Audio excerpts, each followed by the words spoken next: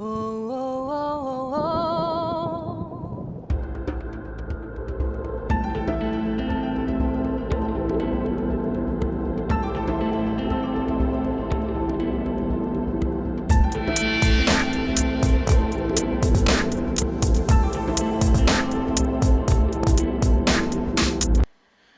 Bonjour à tous, bienvenue dans cette 19e partie du livre de l'Apocalypse.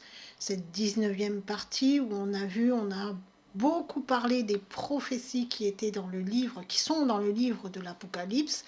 Donc cette 19e partie, on va s'intéresser à la grande tribulation, mais elle sera, cette partie-là, elle signera la fin de ces études du livre de l'Apocalypse, de ces études des prophéties du livre de l'Apocalypse, ces études qui sont faites dans ce sens-là.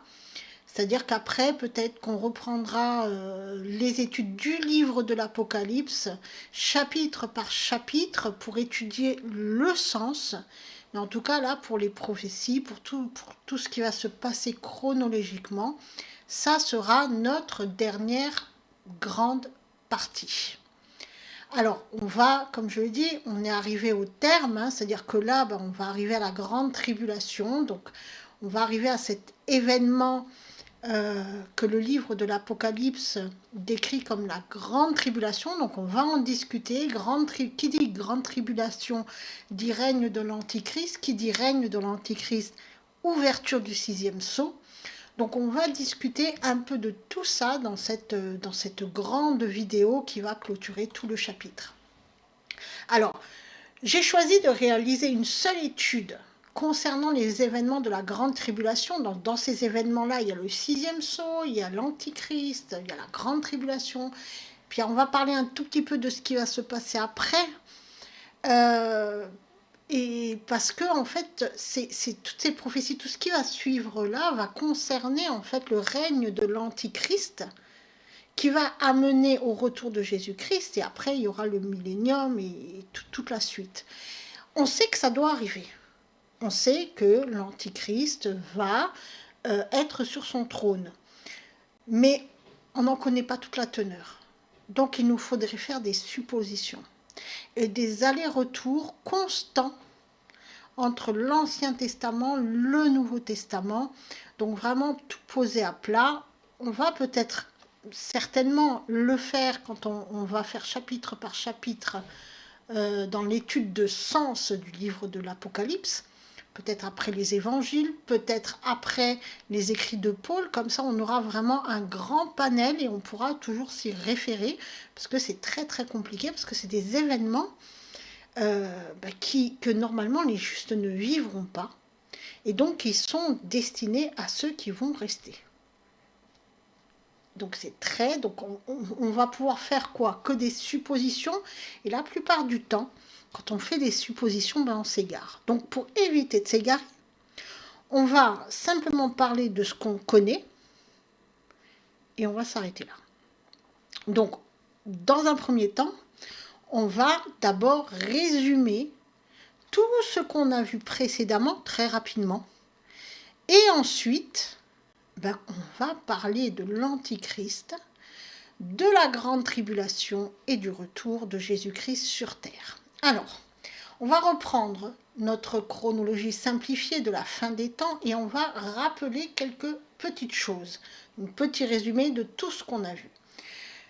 Ce qu'on appelle la fin du temps, la fin des temps, c'est toute cette grande période qui se situe entre la mort et la résurrection de Jésus-Christ et le retour de Jésus-Christ sur terre. Donc on a quand même une longue période où il se passe pas mal de choses. Durant cette longue période, on a vu que Jésus-Christ, puisque c'est lui qui ouvre les sceaux, Jésus-Christ va ouvrir 7 sceaux. Donc on a vu, le premier sceau, c'est le cavalier blanc de l'Apocalypse. On a vu que les cavaliers représentaient des pensées idéologiques ou religieuses. Donc le premier cavalier, le cavalier blanc, c'est le christianisme. Le deuxième sceau, c'est le cavalier rouge, lui, c'est le communisme avec sa petite sœur, le socialisme. Le troisième saut, c'est le capitalisme avec, bien sûr, son grand copain, le mondialisme. Le quatrième saut, c'est le cavalier vert. Là, ça représente toutes les religions qui ne sont pas issues du christianisme. Donc on a un panel de religions, notamment orientales, on a le New Age, le bouddhisme, et j'en passe, et des meilleurs. Donc on a ces trois cavaliers-là, les 4 premiers sauts de l'Apocalypse, qui sont envoyés et qui vont donc diffuser leurs pensées, leur philosophie, leur doctrine dans le monde, et ça va impacter tout le monde, toutes les régions du monde. Et on a vu qu'à partir du 4e saut, ces 4 cavaliers vont œuvrer en même temps, donc parfois ça va même se mettre ensemble, c'est-à-dire que dans le christianisme, on trouvera des choses du New Age, du paganisme notamment, etc. Donc c'est vrai que ça va se mêler, ça va se chevaucher. Et entre le 4e saut et le 5e saut, qui est l'enlèvement de l'Église, on en a parlé lors de la précédente vidéo, on y reviendra, il y a les 4 premières trompettes qui sont sonnées. On va rappeler vite fait ce que c'est. Première trompette, on a vu Première Guerre mondiale. Deuxième trompette, Deuxième Guerre mondiale. Troisième trompette, Tchernobyl. Et 4e trompette, la confusion de tous les esprits, enfin du tiers des esprits. Ces trompettes, normalement elles sont au nombre de 7. Les 3 dernières trompettes vont être sonnées durant le règne de l'Antichrist. On rappelle que les trompettes annoncent le retour du roi, donc le retour de Jésus-Christ. Tout est fait pour qu'un plus grand nombre puisse connaître Jésus-Christ et se convertir. Donc nous sommes là, j'avais hésité avec la 4e trompette, en me disant, est-ce qu'elle est sonnée avant l'ouverture du 5e saut ou après l'ouverture du 5e saut? Comme nous vivons dans un monde de confusion, où tout est mensonge, on ne sait plus qui croire. Et dans la 4e trompette, il est dit que le tiers des personnes illustres, de ceux dont la parole compte, des stars,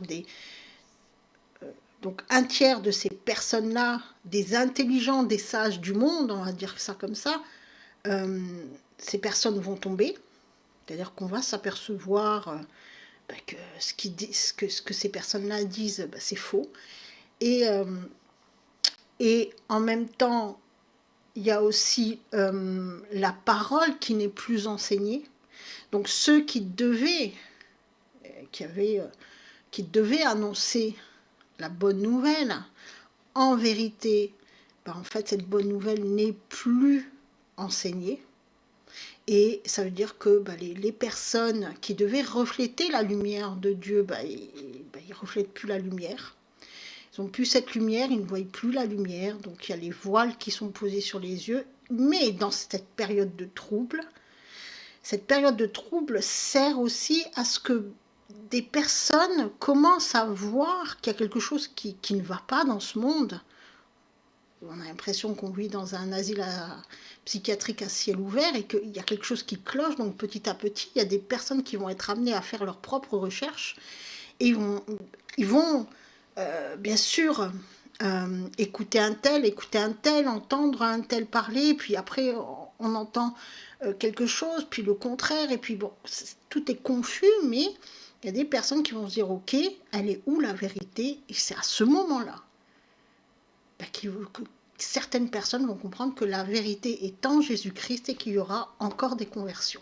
Comme je dis, tout est fait pour amener le plus de monde possible à la conversion. Et c'est là qu'on arrive au 5e saut.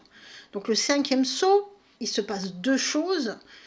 L'enlèvement des justes sur terre, comme Élie, comme Enoch, c'est-à-dire que tous ceux qui qui sont là sur terre, qui sont justes, quand on parle de justes, c'est ceux qui ont la foi, qui essayent de toute leur force, de toute leur... qui ont fait de Jésus-Christ leur Seigneur, leur Sauveur et leur Seigneur, et qui essayent de toute leur force d'obéir à la parole.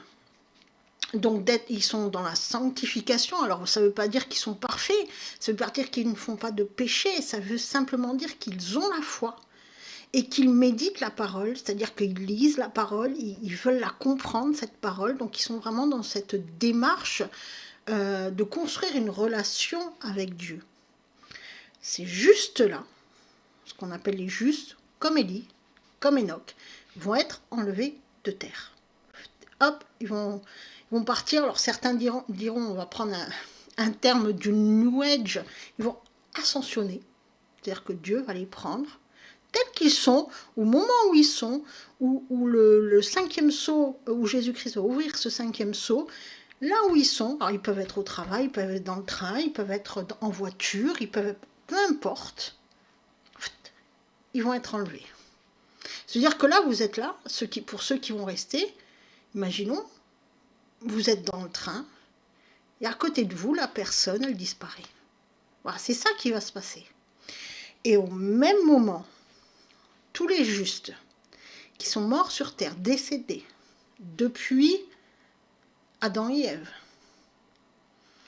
tous ces justes-là, en fait là, pour le moment, ils sont tous en train de dormir, tous en même temps vont être réveillés par la parole de Dieu, par Jésus-Christ.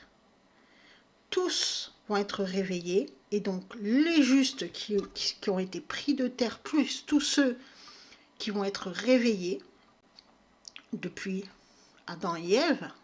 Vous imaginez bien qu'il y aura un nombre conséquent de personnes, tous ceux-là vont se retrouver, il leur sera donné à tous le vêtement blanc, c'est-à-dire le vêtement de la sainteté, et ils vont participer aux noces de l'agneau. Ça y est, c'est la véritable Église de Christ. Ce sont les justes. Et eux, on va leur demander d'attendre un petit peu, parce qu'il y en aura d'autres qui vont arriver, justement d'autres qui vont se convertir durant la grande tribulation, parce que cette grande tribulation, elle est faite pour ça, pour permettre aux derniers, là, et surtout au peuple hébreu, de reconnaître leur Messie. Donc voilà, le cinquième sceau, on arrive là au sixième sceau, à la grande tribulation. Et c'est là, comme je vous ai dit, tout est fait pour que plus de monde puisse se convertir. La grande tribulation, c'est le sixième sceau. À l'ouverture du sixième sceau, c'est l'Antichrist qui va monter sur son trône. Et tous les événements qui ont eu lieu avant, et on le voit que politiquement ça bouge, on le voit qu'il y a des choses qui sont faites, on le voit dans ce monde en fait où tout est mensonge, et on entend parler de guerre, il y a des bruits de guerre, on en a déjà entendu parler, tout se met en place pour le règne de l'Antichrist. Mais il ne pourra pas régner tant que les justes sont encore sur terre. Allez, maintenant on va rentrer ici à la loupe dans la grande tribulation, et on va essayer d'expliquer ce qu'est cette grande tribulation. Commençons par l'ouverture du sixième sceau. Alors il faut bien comprendre qu'à partir de là, on est dans un contexte quand même un peu spécial. Donc je reprends. Imaginez-vous que vous vous réveillez un matin et que votre voisin, votre collègue de boulot, ou même votre compagnon, que sais-je, il a disparu, évaporé. On ne retrouve pas son corps. Imaginez que vous allumiez la télé, que vous entendez parler de toutes ces disparitions qui ont eu lieu d'un seul coup au même moment. Imaginez l'état d'esprit des gens qui restent là. Et à ceux qui restent là et qui vont commencer à vouloir comprendre ce qui se passe, c'est pour ça que c'est fait comme ça, c'est peut-être qu'ils vont tomber sur cette vidéo et se dire « Ouh, c'était ça ». Et à ce moment-là, ils vont peut-être vouloir connaître Jésus, ou tomber sur d'autres écrits ou d'autres personnes qui en parlent. Mais tout est fait pour que ces personnes-là, parce que ça doit quand même heurter l'esprit de se réveiller un matin et de se dire, mais mon collègue n'est plus là, qu'est-ce qui arrive? Il a disparu, puis lui aussi, puis l'autre aussi. Donc il va y avoir des gens qui vont manquer et on ne saura pas ce qui s'est passé. Et les médias vont en parler. Donc le phénomène, il sera quand même mondial. Donc on est dans ce contexte-là où des personnes vont vivre cet instant-là. Et vivre cet instant-là leur permettra peut-être de commencer à vraiment vouloir se poser les bonnes questions. Mais ces personnes-là, ce sont déjà ceux qui ont commencé déjà avant à se poser des questions et qui sont encore dans le flou. On a dans ces personnes-là, bien sûr, les croyants. C'est leur chance aussi. Donc ceux qui sont plongés dans la religiosité, dans la religion, qui suivent non pas Jésus-Christ, mais qui suivent un maître spirituel, un chef religieux. On a aussi les Hébreux. Donc on a toutes ces personnes-là, à qui ils ont déjà entendu parler de Jésus-Christ. Et peut-être que le fait de vivre cet instant-là, qui est quand même bizarre, va leur permettre d'aller chercher Jésus-Christ. C'est ça, c'est fait comme ça. Donc c'est ça l'ouverture du 6e sceau. Et les gens, donc on est avant l'ouverture là, et les gens, bien sûr, on l'a dit, tout est flou. Ils vivent aussi dans un contexte où tout est flou. Ils ont entendu parler des bruits de guerre, ils ont peut-être vécu des guerres, on ne sait pas là ce qui va se passer. On entend plein de choses, il y a des choses qui se mettent en place. Et ils vont vivre, c'est le 6e sceau, l'avènement de l'Antichrist. C'est dans un contexte très tendu, un contexte de désordre, on va dire, mondial, un contexte très angoissant. C'est dans ce contexte-là que l'Antichrist va se mettre sur son trône. Et personne ne va s'y opposer. Personne. Il y aura des personnes qui vont commencer à ouvrir les yeux, c'est sûr. C'est sûr. Parce qu'en plus, avec tout ce qu'on a vécu, là, ces derniers temps, ces dernières années, il y a beaucoup de personnes qui se posent des questions, mais qui vont chercher, ils recherchent des solutions hors de Dieu. Mais il y a peut-être dans ces personnes-là, des personnes qui vont dire, ah bah oui, mais là maintenant je commence à comprendre, je l'ai lu dans le livre de l'Apocalypse, il va se passer ça et ça, maintenant, il faut vraiment que je me rapproche de Dieu. Donc, en plus, hein, il y a des personnes illustres qui vont tomber. On va enfin voir le véritable visage de l'Église du monde, c'est comme ça que je l'appelle, hein, le christianisme, de toutes les autres religions. Donc, oui, c'est un contexte un peu spécial. Et il y aura toujours des gens qui vont continuer à aimer vivre dans le mensonge et qui ne vont pas avoir cette volonté d'aller chercher Dieu. D'accord ? Mais beaucoup, parce que c'est l'événement, vont voir cet antichrist monter sur le trône et peut-être qu'ils vont percuter en se disant oui, mais ça c'était écrit. Ça c'était écrit. D'accord, mais et l'antichrist, qui est-il? Alors beaucoup se posent cette question, mais à l'heure actuelle, personne ne peut dire qui est l'antichrist. D'ailleurs, le livre de l'Apocalypse, il y en a qui plongent dans le livre de l'Apocalypse pour essayer de comprendre et de voir qui il est.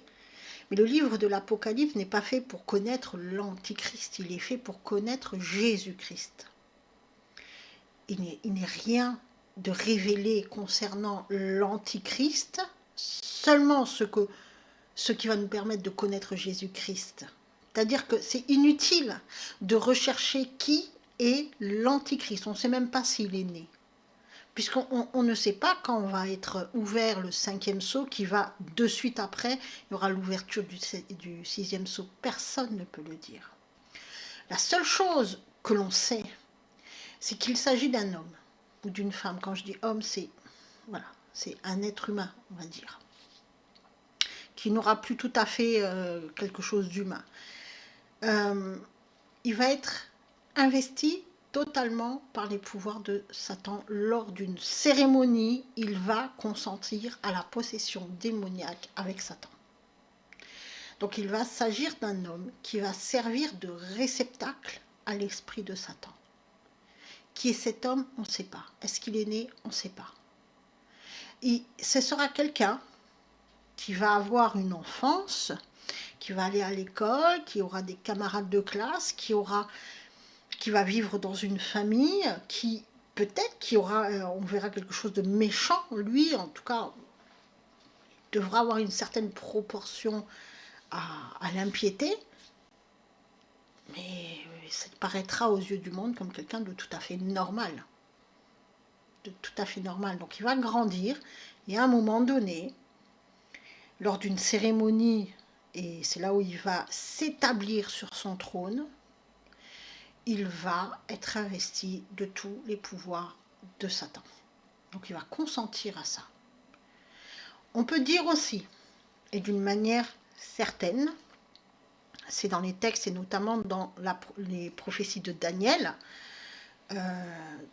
que cet homme, l'Antichrist, il va surgir de l'Europe. C'est-à-dire qu'en fait, il va prendre la tête de l'Europe.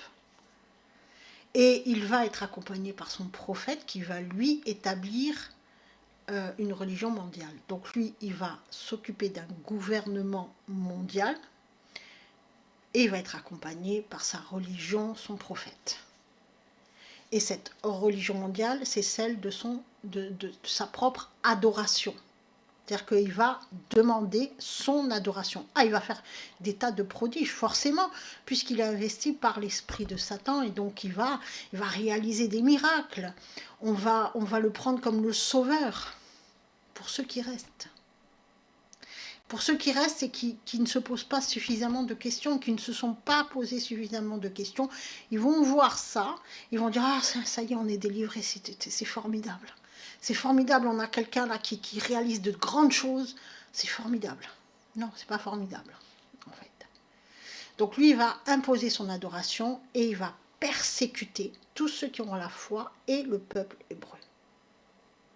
Et c'est cette persécution du peuple hébreu qui va faire que les Hébreux, alors déjà, ceux qui ont la foi, les croyants et tout ça, ceux qui vont se raccrocher, ils vont avoir la foi, on va dire. Et donc eux, ils vont se convertir, mais l'Antichrist va bien les persécuter, et puis il va persécuter le peuple hébreu. Et c'est cette persécution, une fois que le peuple hébreu sera vraiment acculé, devant un mur, il ne pourra plus rien faire, c'est là qu'il va crier vers Jésus-Christ et reconnaître enfin son Messie, et c'est là que ça va sonner le retour de Jésus-Christ. On sait aussi que son règne va durer 7 ans. Et durant ces 7 ans, il y aura effectivement 3 ans et demi de paix. Ça va être formidable, ça sera une période de prospérité, d'abondance et tout. Donc les gens, ils vont l'adorer. Ils vont dire, ah ça y est, enfin quelqu'un qui nous donne de l'oxygène, on peut enfin faire ça sera formidable après la période d'angoisse là qu'on vit actuellement. Et ça va être suivi après de 3 ans et demi de grande tribulation. Grande tribulation. Là, ça va commencer. 3 ans et demi, c'est court, mais c'est très très long quand on est persécuté. Très très long, il faut tenir le coup là. Et justement, la grande tribulation, on va voir ce que c'est. La grande tribulation. Donc, le 6e sceau est ouvert, l'Antichrist est sur son trône et il impose une religion mondiale à tous qui est son adoration. Donc, la grande tribulation commence à l'avènement de l'Antichrist où il va imposer qu'on l'adore. Et les justes qui forment l'Église de Christ n'y assisteront pas. Comprenez que le but, c'est justement de ne pas assister à tout cela. Il ne faut pas chercher qui il sera, lui, l'Antéchrist, chercher qui est Jésus-Christ. Justement, pour ne pas subir cette grande tribulation. En fait, c'est même pas dans l'esprit de ne pas la subir, c'est dans l'esprit d'aimer simplement Dieu. D'aimer Dieu, parce que Dieu veut sauver tout le monde, là. C'est tout. Donc, le but, c'est de ne pas assister à tout cela, de ne pas voir l'Antichrist, et donc de se convertir avant, pour être trouvé juste lors de l'ouverture du 5e sceau, pour être parmi les justes qui seront enlevés de la surface de la terre. Le but, c'est d'être une vierge sage. Et là, on va pouvoir vivre avant l'ouverture du 5e sceau, dans la paix avec Dieu et dans la paix de Dieu. Combien de temps va durer cette grande tribulation, donc c'est ce moment de grande persécution envers ceux qui osent, qui vont oser simplement parler de Dieu, parler de Jésus-Christ, alors surtout parler de Jésus-Christ. Lisons Daniel, comme je vous ai dit, prophétie de Daniel, chapitre 9, verset 27. Il fera une solide alliance avec plusieurs pour la moitié de la semaine. Il fera cesser le sacrifice et l'offrande. Le dévastateur commettra les choses les plus abominables jusqu'à ce que la ruine et ce qui a été résolu fonde sur le dévastateur. Ce il, c'est l'Antichrist. Donc lui, il va faire des alliances avec d'autres royaumes. On est en Europe, hein. Donc il y aura des alliances avec d'autres royaumes qui vont être faits. Et en même temps, il va faire cesser le sacrifice et l'offrande, c'est-à-dire que finalement, chez les Hébreux, c'est toute la religion juive, hein. Il va les persécuter et il va détruire la Torah.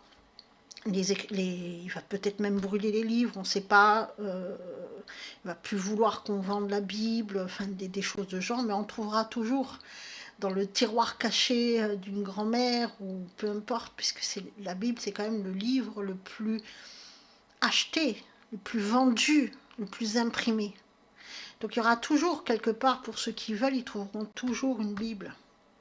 Mais l'Antichrist va vouloir tout faire disparaître, parce que comme ça, au moins, il n'y a plus de preuves, en fait, il n'y a plus personne, il n'y a plus personne qui va pouvoir parler de ça.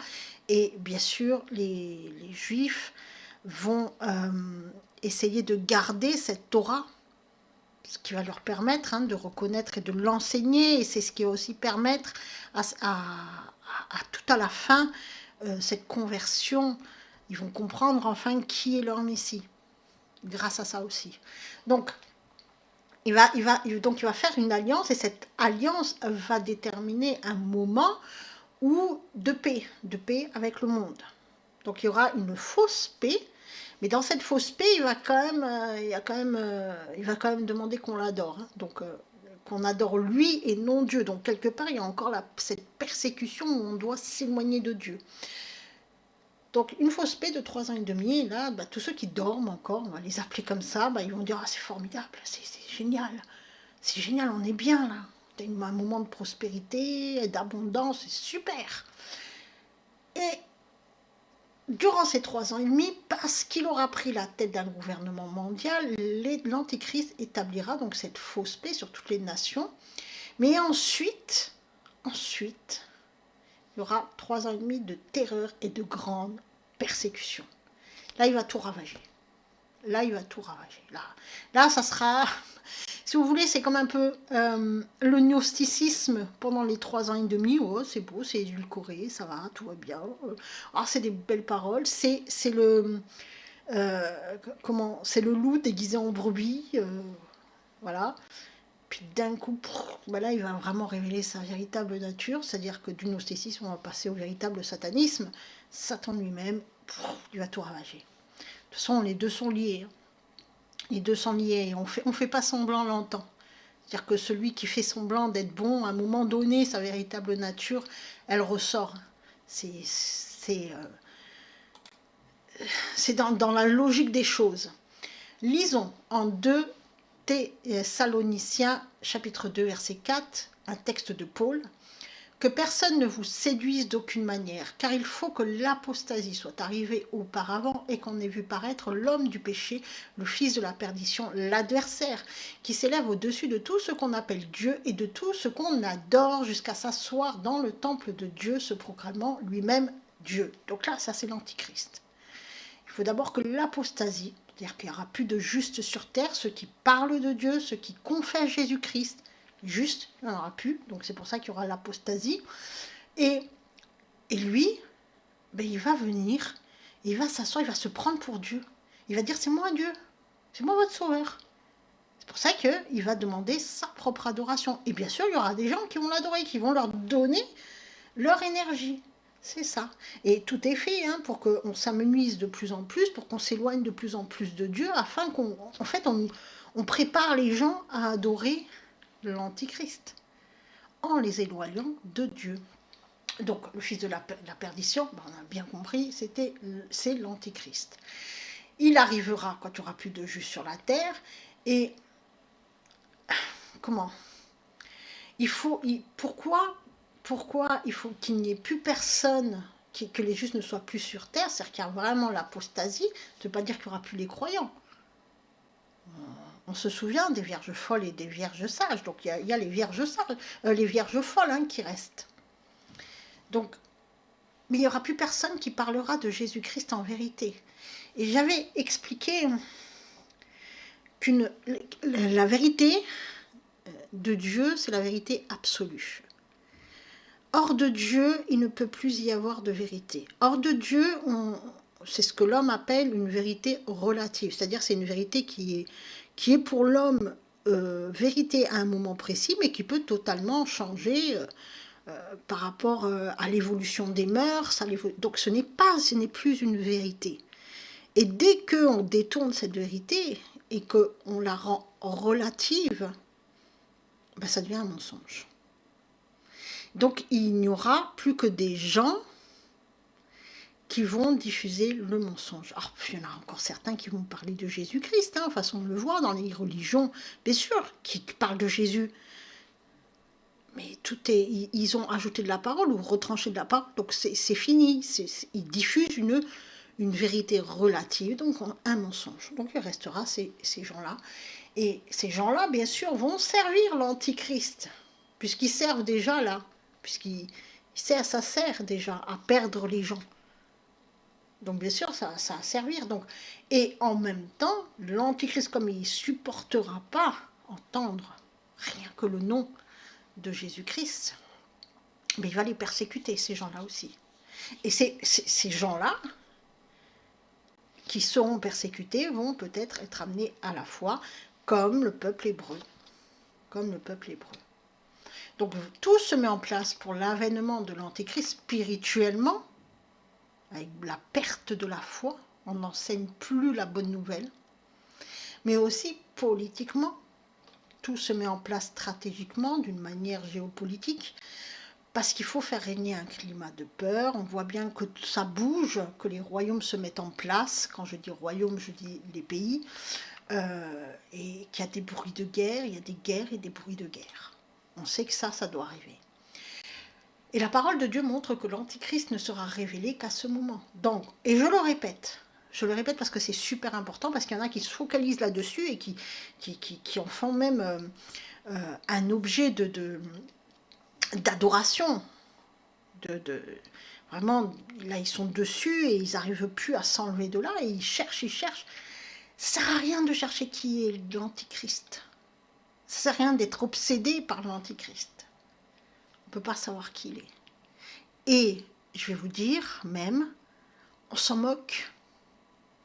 Parce que même le fait, si un jour vous savez, parce que ça y est, il va monter, ça va changer quoi? Ça va juste changer le fait que maintenant vous savez qui il est, parce que ça a été prophétisé par le livre de l'Apocalypse et les prophètes de Dieu dans l'Ancien Testament. Fuyez et revenez à Jésus-Christ. Il n'y a que là que ça va vous servir. Sinon, ça ne servira à rien. Il faut comprendre qu'un jour, et personne ne sait quand ce jour va arriver, les justes seront enlevés. Vous voyez, imaginez les scènes. C'est pour ça que j'insiste là-dessus. Ils vont être conduits auprès de Jésus-Christ et qu'alors pourra régner l'Antichrist. C'est à ce moment-là. Enlèvement des justes, l'Antichrist. Mais l'Antichrist, il va déjà se mettre en place. Il tourne autour là. Il tourne, on ne sait pas qui il est, mais il va être à la tête de l'Europe.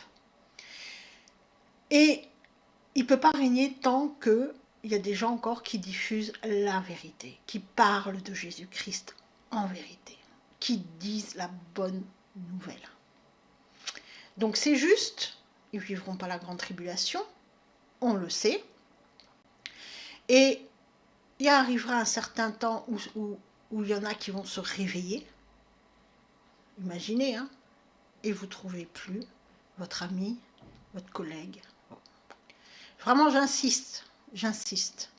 Et si ce jour arrive et que vous êtes encore sur Terre, que vous voyez qu'il y a des personnes qui ont disparu et que vous voyez qu'il y aura la formation là, et c'est imminent, imminent, d'un gouvernement mondial à la tête de qu'il y a quelqu'un qui va prendre la tête de l'Europe, de ce gouvernement mondial, comme on l'appelle, qui n'est pas tellement mondial puisqu'il y aura des royaumes à côté, hein, mais voilà. Posez-vous la question et convertissez-vous. C'est vers Jésus-Christ que vous devez aller. N'endurcissez pas vos cœurs.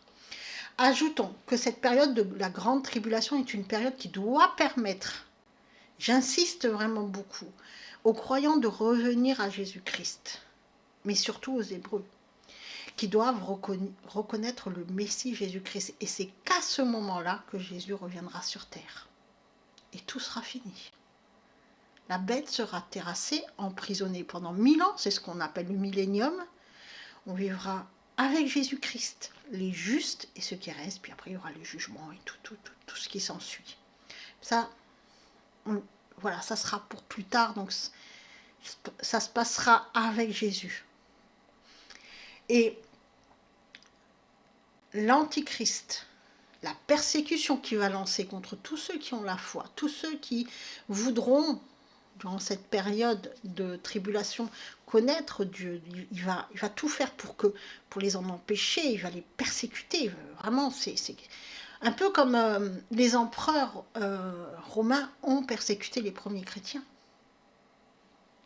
Vous voyez, on y reviendra. On y reviendra à ce moment-là, historique. Ça sera la même chose, puisque de toute manière, l'Antéchrist va s'asseoir sur le temple romain. Bon, on y reviendra. Et il va tellement persécuter le peuple d'Israël, parce que c'est lui qui va viser en premier, que ce peuple-là, acculé devant le mur, va enfin reconnaître son Messie, et tout va s'arrêter par le retour de Jésus-Christ. Que se passera-t-il à la grande tribulation? Allez, on va lire Matthieu, chapitre 24, versets 15 à 22. C'est pourquoi, lorsque vous verrez l'abomination de la désolation dont a parlé le prophète Daniel, établie en lieu saint, que celui qui lit fasse attention. Alors que ceux qui seront en Judée fuient dans les montagnes, que celui qui sera sur le toit ne descende pas pour prendre ce qui est dans sa maison, et que celui qui sera dans les champs ne retourne pas en arrière pour prendre son manteau. Malheur aux femmes qui seront enceintes et à celles qui allaiteront ce jour-là, en ces jours-là. Priez pour que votre fuite n'arrive pas en hiver ni un jour de Shabbat, car alors la détresse sera si grande qu'il n'y en a point eu de pareil depuis le commencement du monde jusqu'à présent, et qu'il n'y en aura jamais. Et si ces jours n'étaient pas abrégés, personne ne serait sauvé, mais à cause des élus, ces jours seront abrégés. C'est Jésus-Christ qui parle et qui nous parle de l'avènement, de l'abomination de la désolation du prophète Daniel, qui a été prophétisé par Daniel, qui va s'établir sur son lieu saint, c'est-à-dire qui va régner. C'est l'Antichrist. Et maintenant, on va aller un peu regarder la vision de Daniel. Daniel, lisons, chapitre 7, versets 3 à 8. Et 4 grands animaux sortirent de la mer, différents l'un de l'autre. Le premier était semblable à un lion et avait des ailes d'aigle. Je regardais jusqu'au moment où ses ailes furent arrachées. Il fut enlevé de terre et mis debout sur ses pieds comme un homme, et un cœur d'homme lui fut donné. Et voici, un second animal était semblable à un ours et se tenait sur un côté. Il avait 3 côtes dans la gueule entre les dents, et on lui disait « Lève-toi, mange beaucoup de chair ». Après cela, je regardai, et voici, un autre était semblable à un léopard et avait sur le dos 4 ailes, comme un oiseau. Cet animal avait 4 têtes, et la domination lui fut donnée. Après cela, je regardai pendant mes visions nocturnes, Et voici, il y avait un quatrième animal, terrible, épouvantable et extraordinairement fort. Il avait de grandes dents de fer, il mangeait, brisait et il foulait aux pieds ce qui restait. Il était différent de tous les animaux précédents et il avait 10 cornes. Alors, ces 4 animaux représentent les royaumes. Les royaumes, et l'on comprend que l'Antichrist va surgir du royaume symbolisé par le quatrième animal, si on lit la suite du texte. Et ce quatrième animal, c'est l'Europe, ce quatrième royaume. Ok. Donc je vous fais grâce de toute l'étude de ce texte, de cette prophétie de Daniel. On va peut-être vraiment y rentrer dans les détails quand on analysera, quand on fera une étude sémantique du livre de l'Apocalypse, ou peut-être une étude sémantique du livre de Daniel. Ce qu'on doit retenir, c'est qu'il y a 4 royaumes et que ces royaumes seront présents lors de l'avènement de l'Antichrist. Chacun de ces royaumes est symbolisé par des animaux. Le lion, c'est Babylone. L'ours, les Perses et les Mèdes. Le léopard, c'est la Grèce. Et enfin, la bête à 10 cornes et aux dents de fer, c'est l'Empire romain.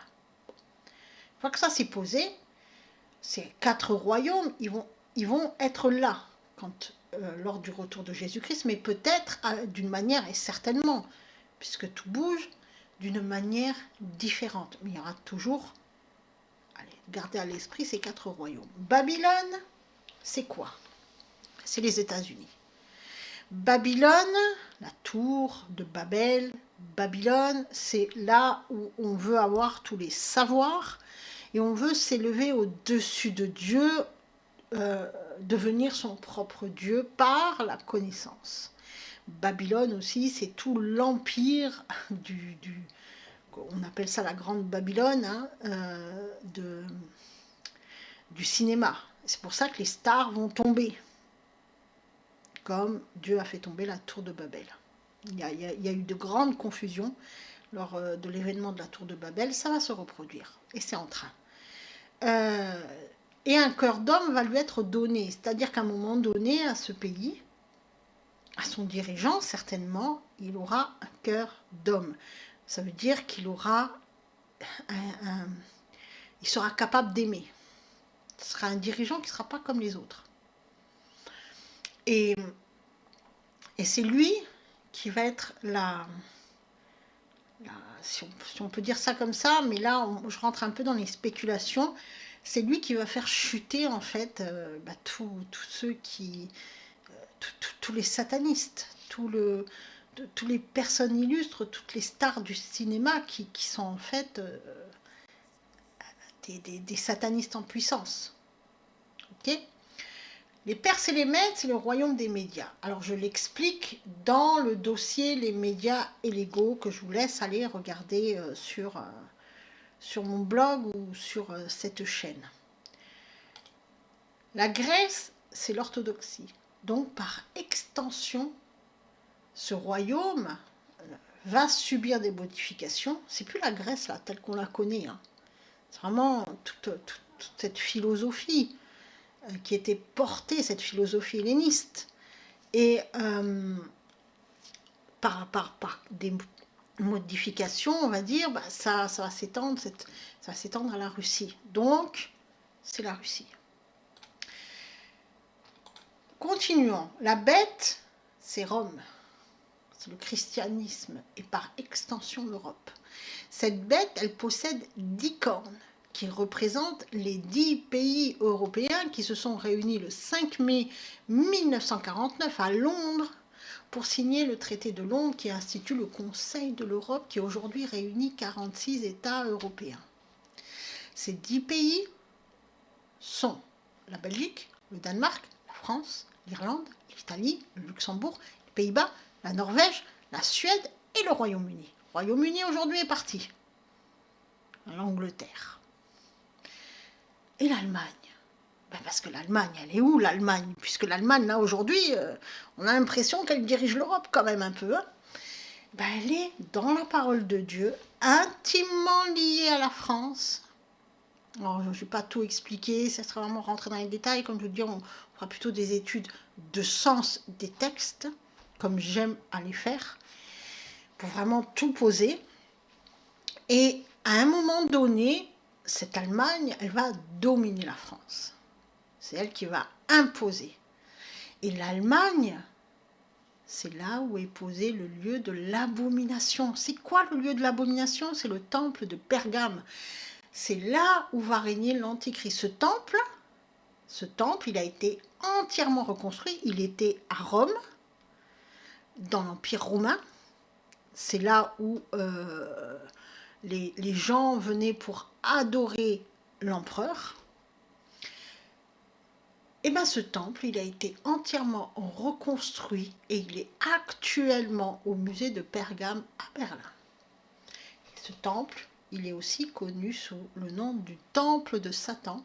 Alors dans le temps, c'était ce temple-là où les empereurs, ils avaient, quand il y a eu les grandes persécutions des chrétiens, les différents empereurs avaient fait sacrifier de nombreux chrétiens qui avaient refusé d'adorer l'Empire de Rome et donc de rejoindre la religion de l'Empire, qui était une religion polythéiste vachement calquée, on va dire, sur la religion des Grecs.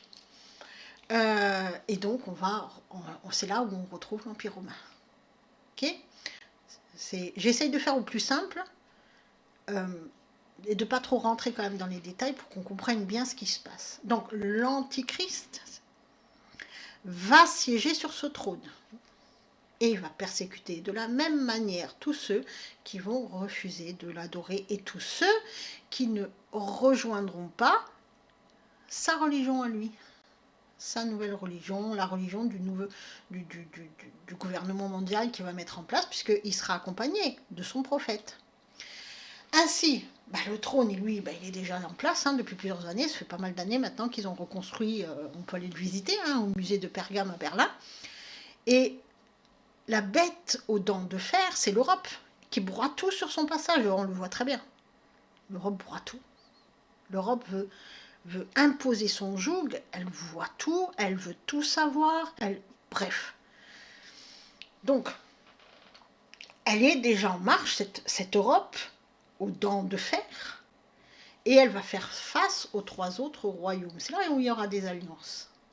Bien sûr, il y aura des persécutions, parce qu'au moment où l'Antichrist va arriver, au moment où il va se poser comme chef, en fait, de ce royaume, c'est-à-dire que les pays vont perdre leur souveraineté quand même, ce qui est aussi en train un peu de se passer.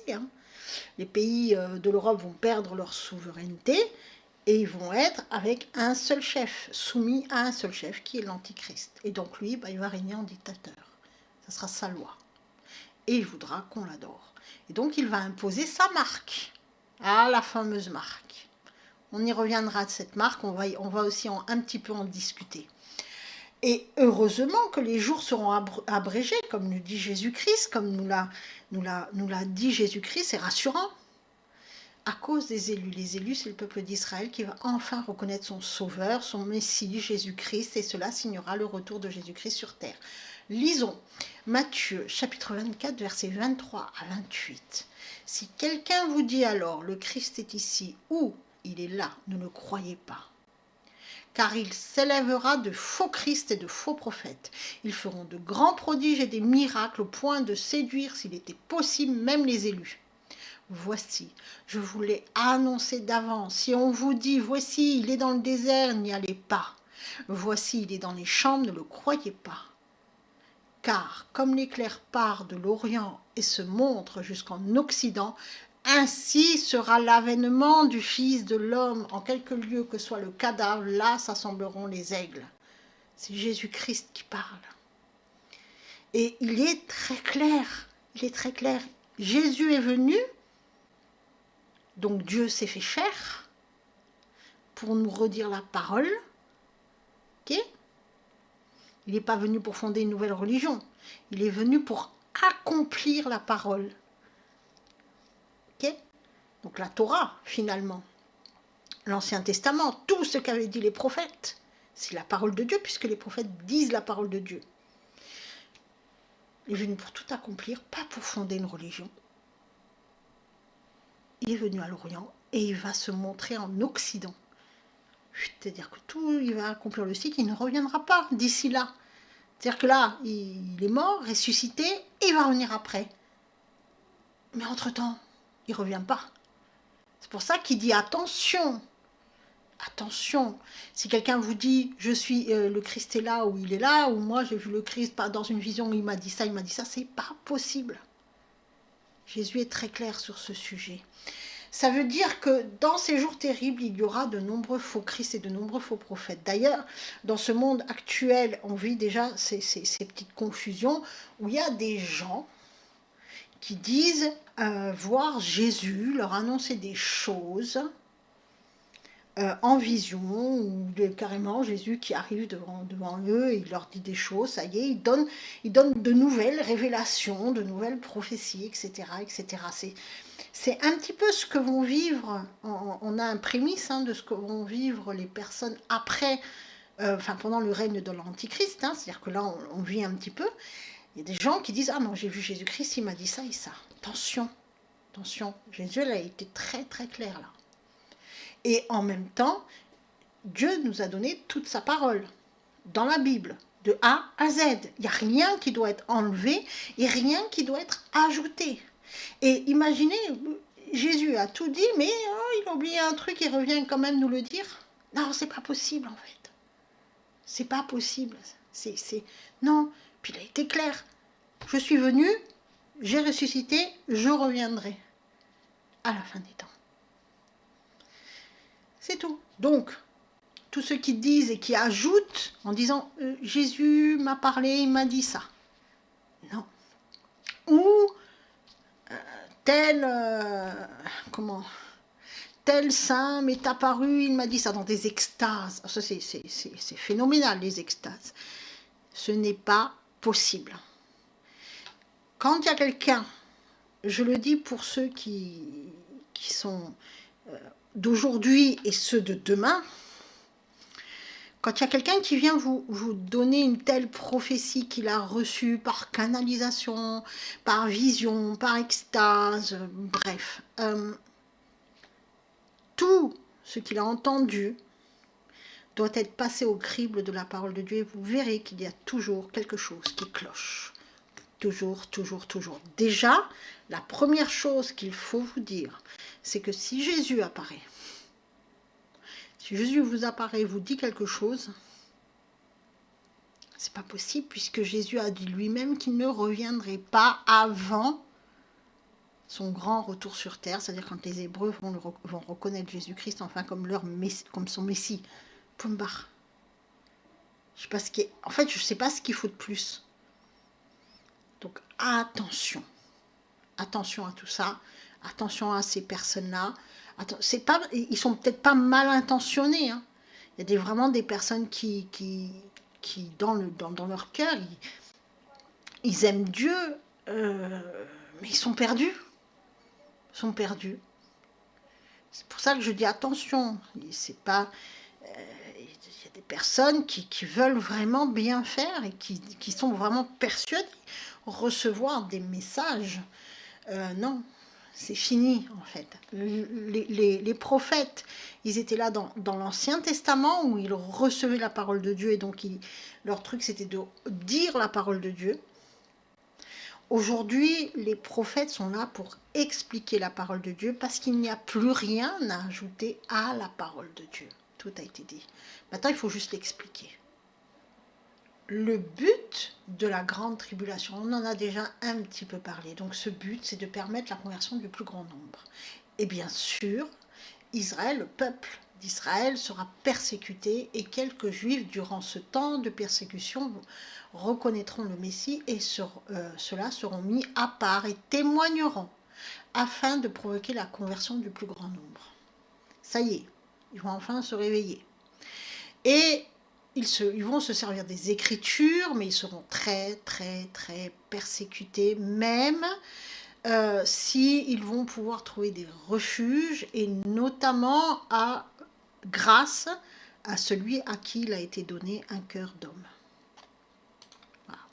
Lisons Paul, un texte de Paul, en 2 Thessaloniciens, chapitre 2, versets 6 à 10. Et maintenant, vous savez ce qui le retient, afin qu'il ne paraisse qu'en son temps. Car le mystère de l'iniquité agit déjà. Il faut seulement que celui qui le retient encore ait disparu. Et alors paraîtra l'impie que le Seigneur Jésus détruira par le souffle de sa bouche et qu'il anéantira par l'éclat de son avènement. L'apparition de cet impie se fera par la puissance de Satan, avec toutes sortes de miracles, de signes et de prodiges mensongers, et avec toutes les séductions de l'iniquité pour ceux qui périssent, parce qu'ils n'ont pas reçu l'amour de la vérité pour être sauvés. Aussi Dieu leur envoie une puissance d'égarement pour qu'ils croient au mensonge, afin que tous ceux qui n'ont pas cru à la vérité, mais qui ont pris plaisir à l'injustice, soient condamnés. C'est la justice de Dieu. En gros, par la puissance de Satan, donc c'est quelqu'un qui va être investi par la puissance de Satan, on l'a déjà vu, qui va faire toutes sortes de miracles, de signes, de prodiges, et bien sûr, tous ceux qui ont refusé là jusqu'à présent de voir la vérité et qui refusent là de se poser des questions et de se dire qu'est-ce qui se passe et d'essayer de trouver des réponses en Dieu. Parce qu'il y a des personnes qui se posent des questions, mais qui continuent à rechercher dans toutes sortes d'autres, et donc qui vont suivre des grands de ce monde, des illustres de ce monde, mais en fait, qui n'ont pas compris que la vérité, c'est Dieu. Donc, eux, ils vont voir cet homme investi par la puissance de Satan réaliser toutes sortes de prodiges et de miracles, comme je vous ai dit tout à l'heure. Ils vont dire, mais c'est formidable, c'est le sauveur, c'est notre sauveur, c'est top. Et en fait, ils vont croire à tous les mensonges, tous les mensonges, tous les mensonges. Ce sont les personnes qui aiment croire aux mensonges parce que ça rassure leur ego. Ça rassure leur ego.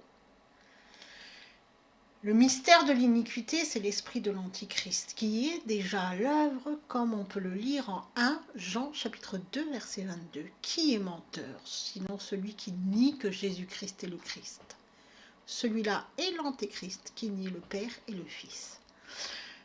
Donc l'Antichrist, l'esprit là, de l'Antichrist, de Satan, c'est celui qui nie que Jésus-Christ est le Fils de Dieu et Dieu. Voilà. Celui qui dit non, c'est pas possible, non. Il y a plein de gens qui croient en Dieu, mais ils nient que Jésus-Christ soit Dieu. Ils nient que Jésus est le Christ. Voilà, c'est l'esprit de l'Antichrist. Alors ils vont Dieu, mais ils prient quel Dieu cela-là? Quel Dieu? Alors il y en a beaucoup, ils ont donné des noms à ces dieux. Le Dieu Krishna, le Dieu machin, le Dieu truc, ok? Et tout cela vont dire, non mais Jésus c'est... oui, c'est un homme très sage, certainement un grand philosophe. Voilà. Mais à aucun moment ils vont dire que Jésus est le Fils de Dieu, Dieu lui-même. Donc, l'esprit de l'Antichrist, c'est l'esprit du mensonge, c'est celui qui nie que Jésus est le Christ. En 1 Jean, chapitre 4, verset 3, nous lisons « Reconnaissez à ceci l'Esprit de Dieu. Tout esprit qui confesse Jésus-Christ venu en chair est de Dieu. Tout esprit qui ne confesse pas Jésus-Christ, qui ne confesse pas Jésus n'est pas de Dieu. » C'est celui de l'Antéchrist dont vous avez appris la venue et qui maintenant est déjà dans le monde. Cet esprit de l'Antichrist, on parle d'esprit, on parle de Satan qui est dans le monde. C'est pas l'Antichrist avec un A majuscule, c'est-à-dire l'homme qui va être investi par l'esprit de Satan, possédé par Satan. Non, l'esprit de l'Antichrist, c'est celui qui nie que Jésus-Christ s'est fait chair. C'est ça. Comme je dis, il y en a plein, oui, qui disent, qui disent, oui, mais Jésus-Christ, c'est le plus grand sage que la terre ait porté. Ok, mais c'est Dieu? Non. Non, c'était un philosophe, un grand philosophe et tout, mais c'est pas Dieu. Non, voilà. Et c'est là qu'on arrive, c'est l'esprit de l'Antéchrist. Alors bien sûr, il y a ceux-là qui sont gentils, puis il y en a d'autres où le simple fait qu'on dit Jésus-Christ, ça y est, ils se mettent dans tout leur état, et voilà. Donc c'est l'esprit, et il va s'apesantir de plus en plus, et bien sûr, ben, à ceux-là qui nient que Jésus est venu en chair, et que Jésus venu en chair est Dieu, que Dieu s'est fait chair, ceux-là, et en même temps ils ont pris plaisir à l'injustice et tout ça, donc ils vont être condamnés. Forcément, il y a la justice de Dieu. Jésus, là, c'est pas encore le moment de la justice. Là, c'est le moment où on doit faire le choix de suivre Jésus-Christ ou le choix de suivre le monde. La justice, ça viendra après. Tant qu'on est sur Terre, on est des vagabonds sur Terre, et sur Terre, ça nous permet de faire ce choix-là. C'est-à-dire que Dieu va nous donner des moments de liberté pour faire des choix. Et c'est après que la justice va arriver. Donc tous ceux qui ne confessent pas Jésus-Christ sont des antichrists. Et ce sont ces esprits qui vont nourrir l'antichrist. D'ailleurs, tout se met en place. Il y a beaucoup plus de personnes qui croient en mensonges. Ils sont persuadés. En plus, tout est diffusé, tout est confus, tout est... Et ils vont s'accrocher à ces mensonges. Ceux-là, voilà, quoi, ils vont se prosterner devant lui. Ils vont prendre plaisir à cette injustice. Ils vont même prendre plaisir à cette persécution des gens qui sont persécutés par l'Antéchrist. Ils vont prendre plaisir. Comme il y a des gens qui ont pris plaisir à la persécution des personnes qui ne pensaient pas comme elles. Ok ? Donc toutes ces personnes, leur énergie, tout ça, ça va nourrir l'Antichrist, puisqu'ils vont vibrer à la même vibration que l'Antichrist, puis à la vibration de Dieu, mais à la vibration de l'Antichrist. Donc déjà, ils sont dans un principe de destruction, ils se détruisent eux-mêmes, mais en même temps, ils vont nourrir par leur peur, leur angoisse, et tout ça, l'esprit de l'Antichrist. Donc par la peur, ils vont aussi, par la diffusion aussi des mensonges, puisqu'ils vont être dans le mensonge, donc ils vont diffuser, ils vont l'imposer aux autres par force et fracas. Et donc ils vont eux-mêmes créer de la peur et de l'angoisse chez tous ceux qui vont les écouter, et bien sûr aussi par tous leurs rituels et superstitieux, leurs rituels magiques, etc., etc. Donc on verra aussi avec la marque comment on va les reconnaître, comment les reconnaît-on, puisqu'ils sont déjà à l'œuvre. Déjà, tous ont peur de mourir, forcément, puisque ils savent que qu'est-ce qui se passe après la mort. Nous, on sait. Après la mort, même si là on meurt, on garde l'espoir quand même d'un jour d'être réveillé par Jésus, même si on reçoit notre justice, que à ce moment-là, quand Jésus va nous réveiller, on sera face à lui. Donc ça sera le moment de la justice, mais on garde cet espoir-là. Mais ceux qui ne confessent pas Jésus-Christ, quel espoir ont-ils? Ils savent qu'ils vont disparaître. C'est pour ça qu'en fait ils ont peur de mourir, parce que tout disparaît pour eux. Donc ils ont tous peur de la mort, ils ont tous peur de mourir, et donc ils s'accrochent tous à la vie d'une manière ou d'une autre. Et ils sont tous à la recherche de l'immortalité par leurs propres moyens, certains. Et donc ils vont se soumettre à la bête, puisque la bête va leur promettre l'immortalité par... on ne sait pas par quoi. En 1 Jean chapitre 2 verset 18, nous lisons « Petit enfant, c'est la dernière heure. Et comme vous avez appris qu'un antéchrist vient, il y a maintenant plusieurs antéchrists. Par là, nous connaissons que c'est la dernière heure. Donc, quand il y aura beaucoup de personnes qui ne confesseront plus que Jésus-Christ est venu en chair et qu'il est Dieu, on pourra se dire, ça y est, on arrive là, à la dernière heure. On y est. On y est. On y est. Bien sûr, il y a des gens qui ont entendu parler de Jésus-Christ. Il y a des croyants, bien sûr. C'est encore différent. Parce qu'ils se disent, oui, c'est le Fils de Dieu. Ils ont entendu parler du mystère, de la Trinité, toutes ces choses, mais comme rien n'est enseigné, ils n'y comprennent pas grand-chose finalement, ils font dans l'espoir quand même d'être sauvés, on va dire sauvés, c'est-à-dire d'avoir après la vie éternelle. Puis il y a tous les autres qui ne veulent plus rien entendre parler de Dieu ou qui sont dans une autre religion que le christianisme, hein, et qui ne confessent pas Jésus. Voilà, c'est là. C'est quand il y aura beaucoup de gens comme ça, c'est que on arrive à la dernière heure. Entre les athées, ceux qui sont plongés dans une autre religion, ceux qui sont dans le New Age, et tout ça, plus, là on voit bien qu'ils sont ils sont très très nombreux finalement, c'est qu'on arrive à la dernière heure. Ainsi, dans notre monde actuel, nombreux sont ceux qui nient la divinité de Jésus, qui nient que Jésus est le Fils de Dieu lui-même. Et plus on va s'approcher de l'ouverture du 6e sceau, donc de l'ouverture du 5e sceau, plus ils seront nombreux. Les chefs religieux, comment dire, parce que de toute façon on le voit, hein, beaucoup ils prêchent, et c'est des prêches, en fait ils ajoutent de la parole à de la parole, on ne comprend plus rien, c'est un boulga de je sais pas quoi. Et en fait, qui explique réellement la parole? Parce que c'est pas dans les prêches. Les prêches, c'est un truc philosophique. C'est voilà, ils donnent en plus leur avis, ils donnent leur opinion. Comme j'ai dit, l'avis et l'opinion, ça marche pas. Là, déjà, il y a peu de personnes qui enseignent la parole de Dieu. Il y a des gens qui commencent à se poser des questions, mais en même temps, ils sont au milieu d'un grand monde. C'est la masse qui ne veut même pas entendre parler de Jésus-Christ, entre ceux qui sont dans le New Age, les satanistes, ceux qui se disent sorcières blanches, ceux qui ci, que ça, que sais-je, ceux qui sont dans d'autres religions aussi. Voilà, et ils sont de plus en plus nombreux. Et c'est là qu'il pourra s'établir ce gouvernement mondial.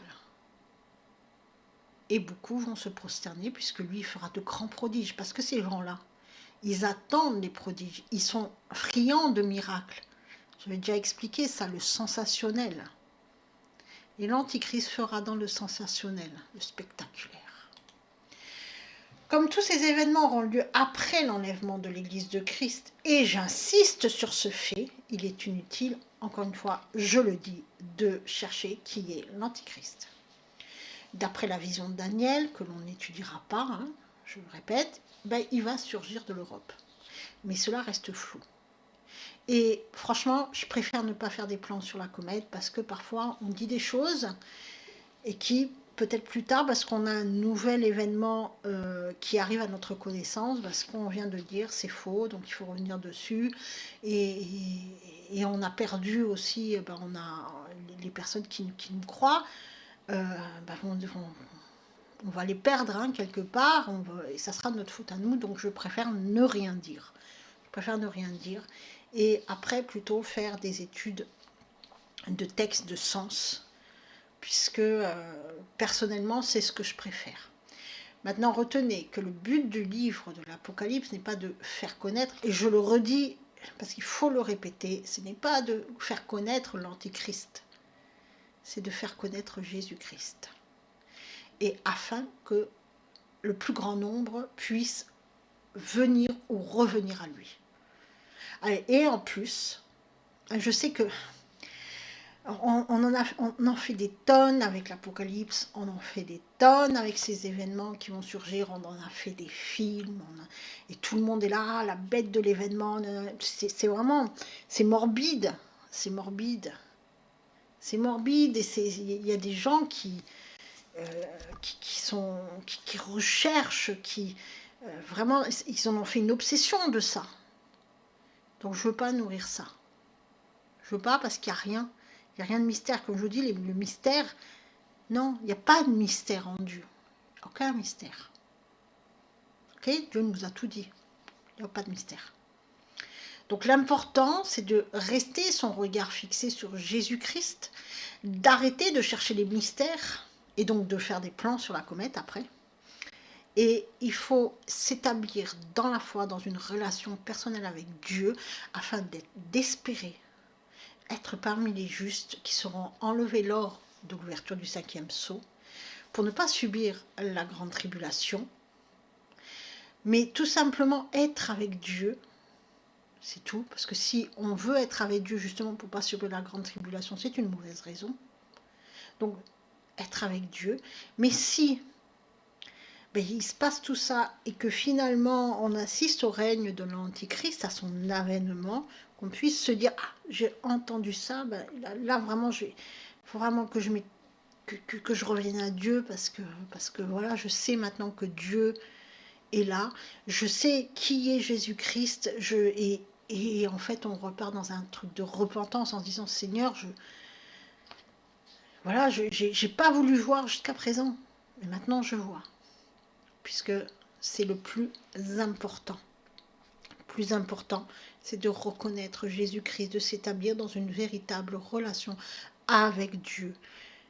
Dieu qui a tout créé, Dieu le Créateur qui nous aime, et il veut juste que l'on soit bien.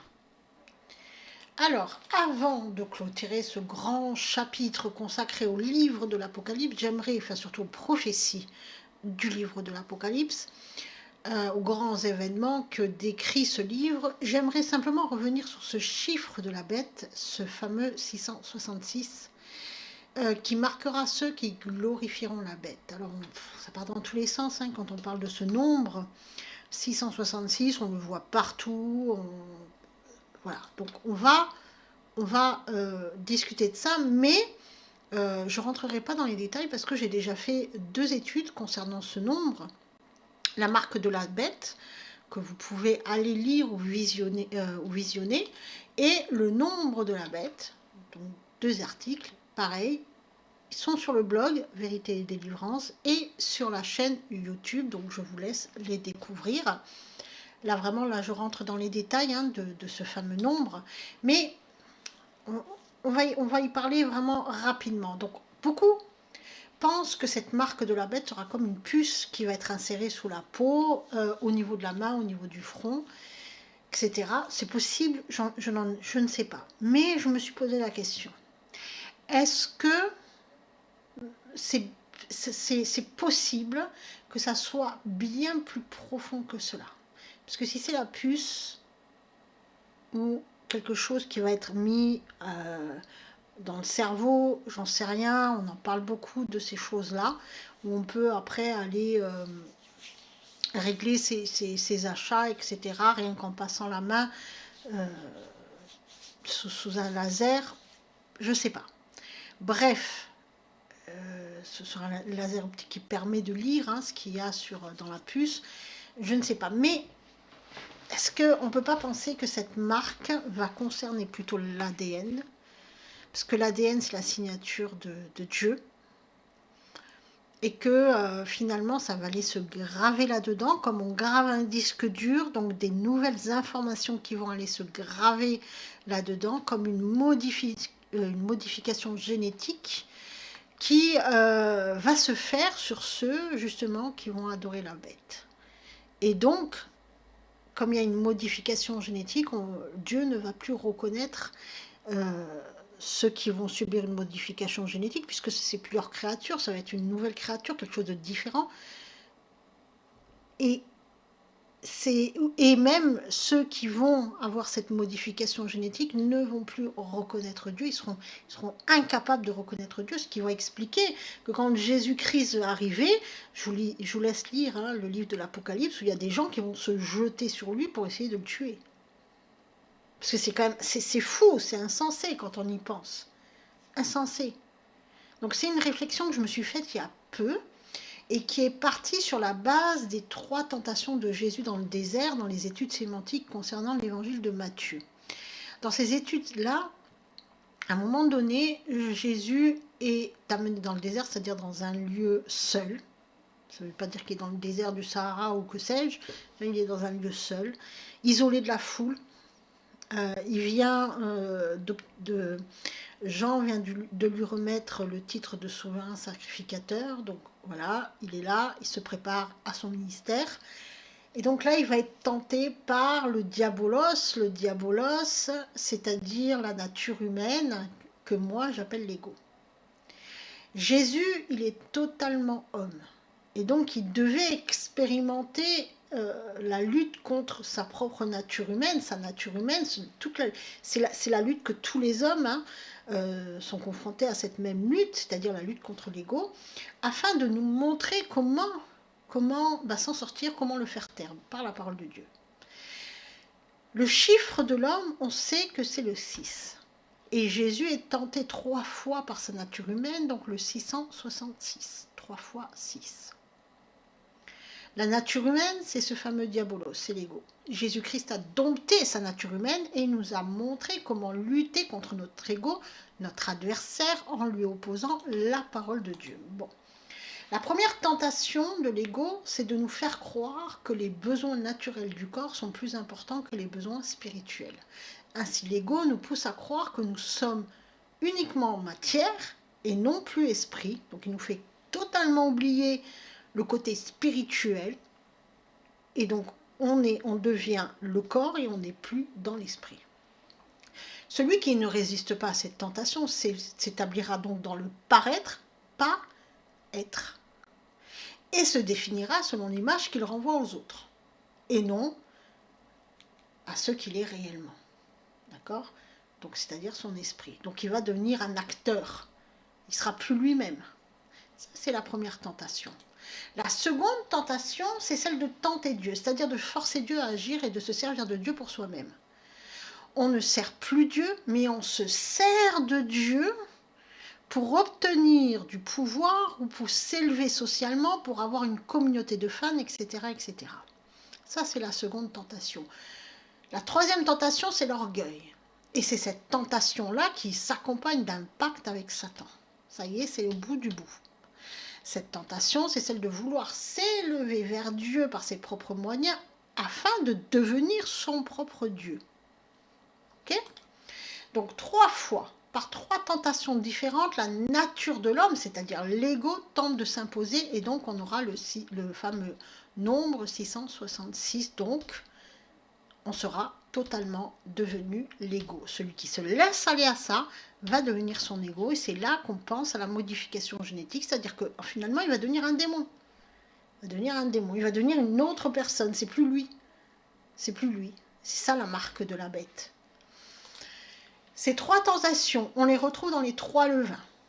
Et Jésus nous met en garde contre ces 3 levains. Lisons ce que Jésus nous dit. En Matthieu chapitre 16, verset 6, nous lisons « Or Jésus leur dit, ouvrez l'œil, et méfiez-vous du levain des pharisiens et des sadducéens. » En Marc chapitre 8, verset 15, nous lisons « Or, il leur faisait cette recommandation, ouvrez l'œil. » Toujours il nous dit, ouvrez l'œil. Ouvrir les yeux, quoi. Regardez, soyez éveillés. Et gardez-vous du levain des pharisiens et du levain d'Hérode. Donc nous avons 2 fois les pharisiens et on a le levain des sadducéens et le levain d'Hérode. Alors, le levain des pharisiens, ça semble être le plus important puisqu'il est cité 2 fois, c'est le paraître. C'est celui par qui tout commence. Le fameux paraître. C'est accorder plus d'importance au paraître, donc on se situe plus dans l'être, mais dans l'avoir. Et donc on accorde plus d'importance à ce fameux paraître, donc à Dieu. Donc ce sont tout ce qui est aussi là-dedans, on va inclure aussi tous les rituels, la religiosité, le vêtement, comment on s'habille. De toute façon on les voit aussi, tous ceux-là qui dans la religion, qui servent Dieu avec leur tenue et tout ça c'est du paraître. Jésus n'a jamais demandé ça, jamais. Et Jésus insiste lourdement sur ce levain, il insiste beaucoup, c'est 2 fois, parce qu'en fait tout part de ce levain-là et tout va s'enchaîner. Donc on commence d'abord toujours par accorder plus d'importance au paraître, au rituel, à l'image qu'on renvoie chez les autres, etc., qu'à Dieu lui-même. Et dans ce paraître aussi, c'est aussi le fait de comment on va être vêtu, de quoi on va manger, etc. Et c'est là où Jésus aussi nous dit Chaque jour suffit à sa peine. Continuons. Donc, le levain des Sadducéens, c'est quoi? C'est le scepticisme. Celui qui conduit à tenter Dieu, à se servir de la parole de Dieu pour son propre intérêt. Ah, il y en a de beaucoup comme ça, et surtout au niveau du New Age, où tout est mêlé, et oracle des anges, etc. etc. Dieu m'a dit, il y a plein de choses. Donc on le retrouve aussi dans toutes les pratiques dites de bien-être qui promettent la guérison, mais sans Dieu. Mais c'est un pouvoir divin que j'ai, mais je vais te guérir. Mais voilà, donc toutes ces choses en fait. C'est aussi ceux qui tuent au nom de Dieu. Donc ils vont se servir de la parole de Dieu pour commettre le meurtre. Waouh! Et c'est toutes les fois aussi où on va chercher une solution à un problème dans des théories humaines sans se tourner vers Dieu. D'accord? Et donc où finalement, on veut forcer Dieu à agir. Toutes les fois là. Où il y a des promesses, et donc Dieu nous a donné des promesses, et on va s'accrocher à ce problème. Oui, mais Dieu, tu as dit que, pourquoi tu ne le fais pas? Ah, pam! C'est la deuxième tentation, le levain des Sadducéens, c'est le scepticisme. Ça fait tomber, ça fait sombrer dans tout ce qui est après idolâtrie, dans tout ce qui est superstition. C'est-à-dire qu'on va faire des choses pour justement que Dieu nous accorde ses promesses. Ah, il y a aussi toute cette forme de litanie, on va répéter, enfin bref, tout ça, c'est le levain des Sadducéens. Le levain de Hérode, c'est la recherche de la gloire par la ruse, c'est vouloir devenir son propre Dieu, vouloir dominer, c'est l'orgueil. C'est l'orgueil. Donc celui qui se laisse envahir par le levain de Hérode et par le levain des Sadducéens et par le levain des pharisiens. On commence par les pharisiens, Sadducéens, Hérode. C'est-à-dire que d'abord les pharisiens, c'est on veut paraître. Oui, mais pour paraître, j'ai peut-être besoin d'avoir plus de biens, j'ai peut-être besoin d'avoir de m'élever socialement. Donc je vais faire des choses. Ah, je vais peut-être aller consulter une voyante, peut-être qu'elle va me dire ce que je dois faire. Et bim, on tombe dans le scepticisme. Et à force de vouloir s'élever, à force de vouloir paraître, à force de vouloir être mieux que l'autre, bam, c'est l'orgueil qui arrive. Vous voyez, c'est un enchaînement. C'est un enchaînement. Et c'est quand on arrive à la fin de cet enchaînement, c'est-à-dire que là, c'est l'orgueil qui va dominer, là, on devient totalement soumis à la bête, on devient son ego, donc on est marqué par le chiffre, c'est-à-dire le 666, donc c'est tout l'ADN, c'est quelque chose de très profond, d'intérieur, c'est tout l'ADN qui est modifié. Donc ça va agir en profondeur dans le corps. En fait, on va tourner en désordre, on ne va plus vibrer à la parole de Dieu, mais on va adorer Satan, donc c'est tout le corps qui va se mettre vibrer de la mauvaise manière. Tout est en désordre. Et dans notre ADN, ça va être le désordre. On va devenir quelqu'un d'autre. Quelqu'un d'autre. C'est l'inversion de l'ADN. Donc on va être inversé par rapport à qui on est en réalité. C'est-à-dire qu'on va devenir pire qu'une bête. Alors dans le programme de délivrance, je l'ai appelé comme ça, mais c'est plutôt un programme qui sert à connaître Dieu, pour s'établir dans une véritable relation avec Dieu. J'explique qu'on a tous une information génétique qui est divine, qui est à l'intérieur de nous, ça a été gravé, et que cette information, c'est comme une onde lumineuse qui a été gravée dans l'ADN et qui porte un nom, c'est-à-dire le nom de notre ange gardien. D'accord ?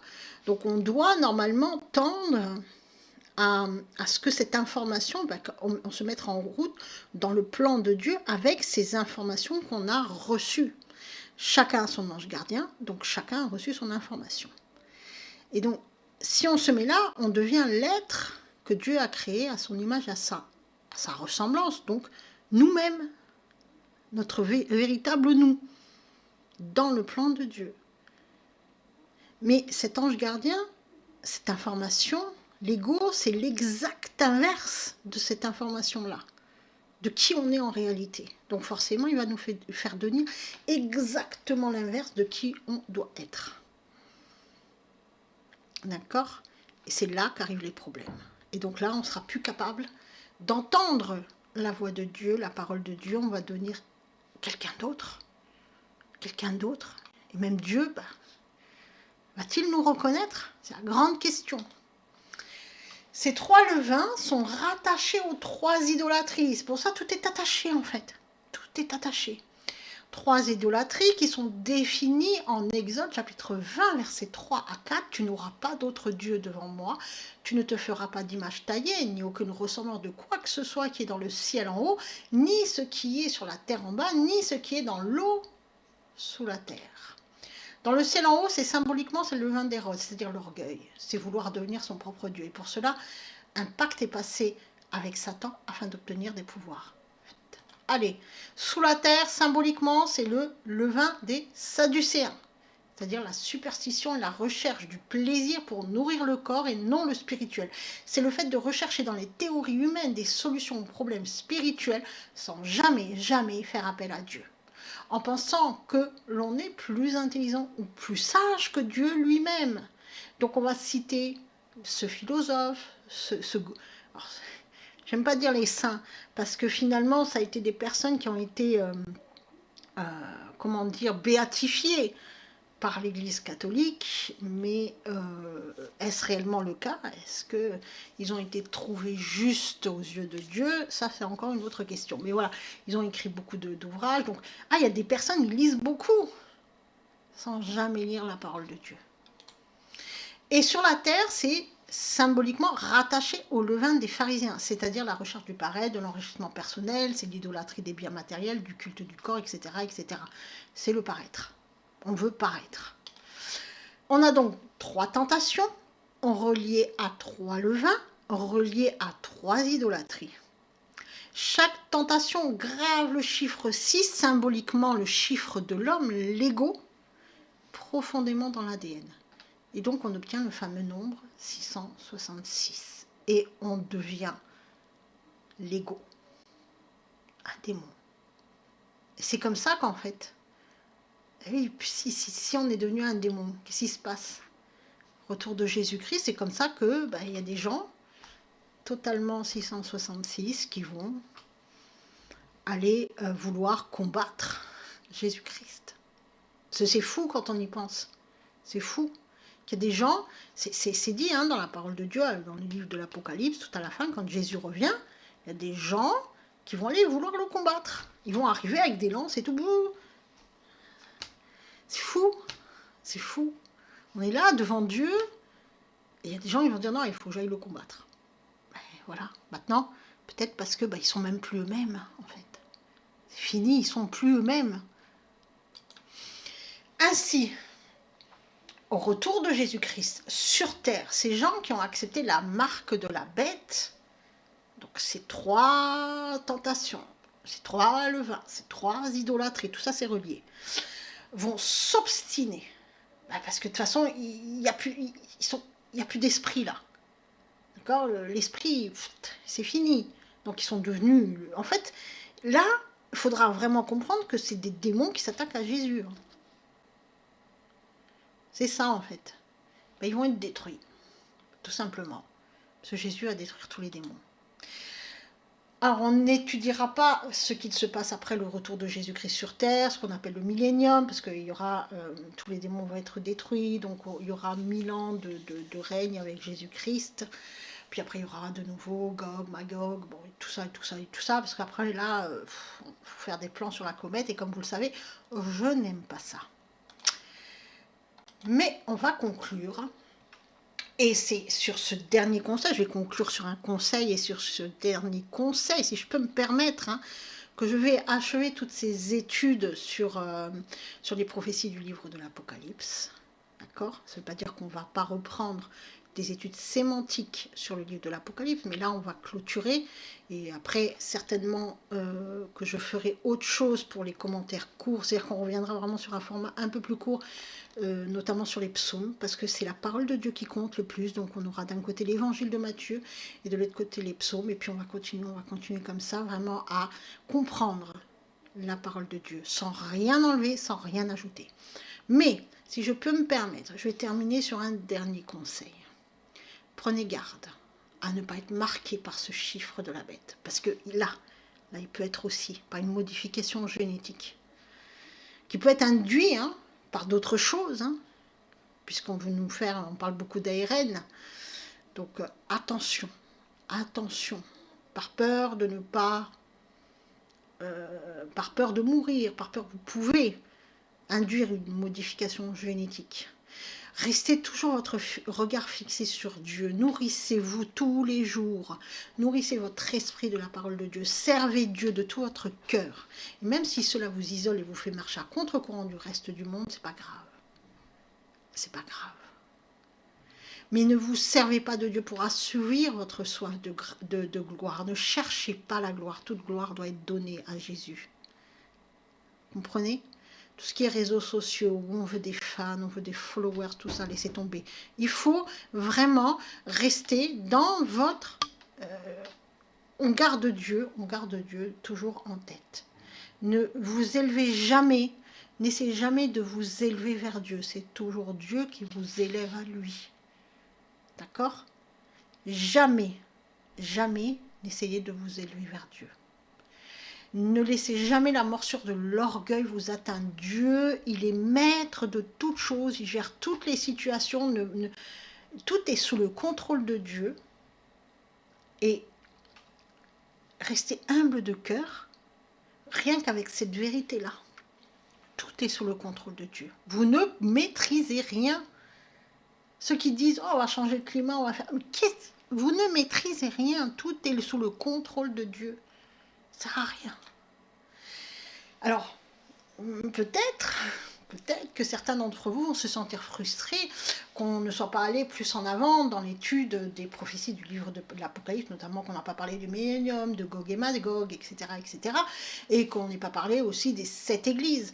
Bon, sachez que si le temps le permet, bien sûr, parce qu'on ne sait pas ce qui va se passer, normalement, je devrais étudier sémantiquement le livre de l'Apocalypse, donc tout sera vu, etc. Il n'y a encore rien qui est planifié, comme je vous ai dit, dans les commentaires courts, on va faire les psaumes, et là, on est dans l'évangile de Matthieu. Après l'évangile de Matthieu, il y aura peut-être un autre évangile, peut-être les écrits de Paul, rien n'est planifié. Là, vraiment, on va se consacrer à l'étude de la compréhension de la parole de Dieu. C'est tout.